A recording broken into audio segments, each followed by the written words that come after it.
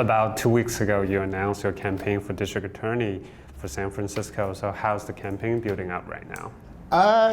Jumping in pretty late in the game was quite something. We've built up infrastructure, endorsements, fundraising, getting out and meeting the community all in a very short time, but it's actually been pretty amazing the way people have stepped up to help. Mm-hmm.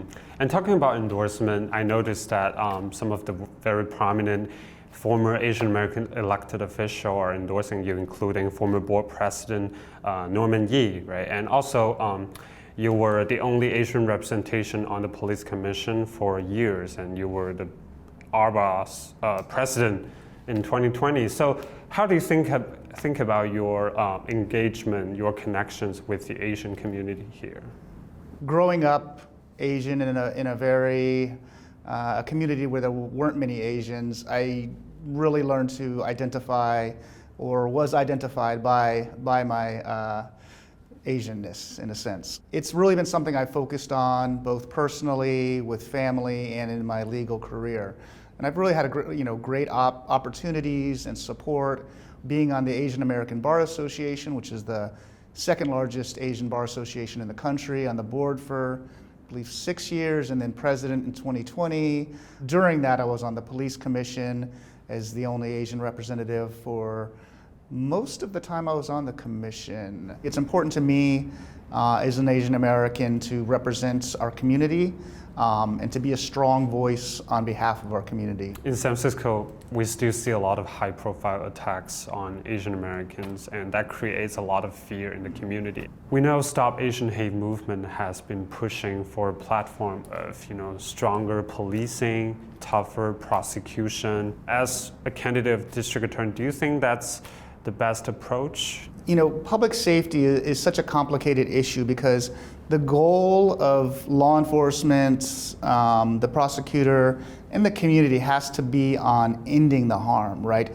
Ending these attacks. Police are just not going to be there for every incident outside of somebody's house in the middle of the day. And so that's where the prosecutor's office has to come in when the cases are actually made by the police.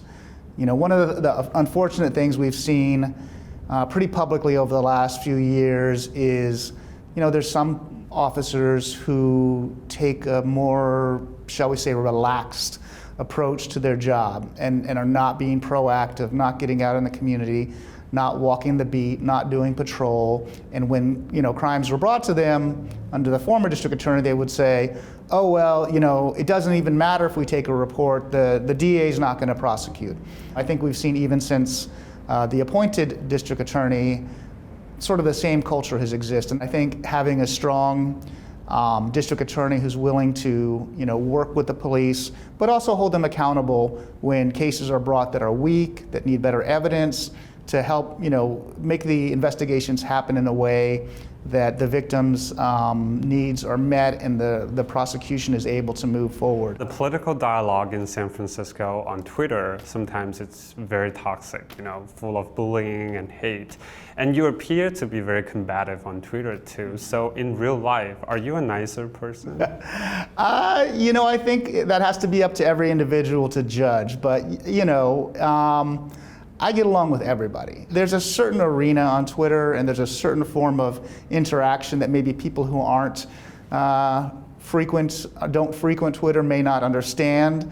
But it's really a place about pushing the boundaries, about challenging people. It's kind of the new town hall, right? We throw ideas out there, some of them are bad, some of them are good, and then people join in and comment and debate. It can be fun, but it can also be pretty destructive, and I think we've seen that in San Francisco politics. Right before you announced your campaign, you deleted thousands of your tweets. So are you trying to hide anything? No, it's an awkward story because I did use a program it was supposed to delete low engagement tweets, like tweets under, I think it was 20 or 30 retweets or likes. And I don't know what happened, but it didn't delete all of my tweets. It just deleted from when I ran the program to February. So there's a chunk that's missing, but if anybody wants to go and dig up some controversial tweets, I'm sure there's some there.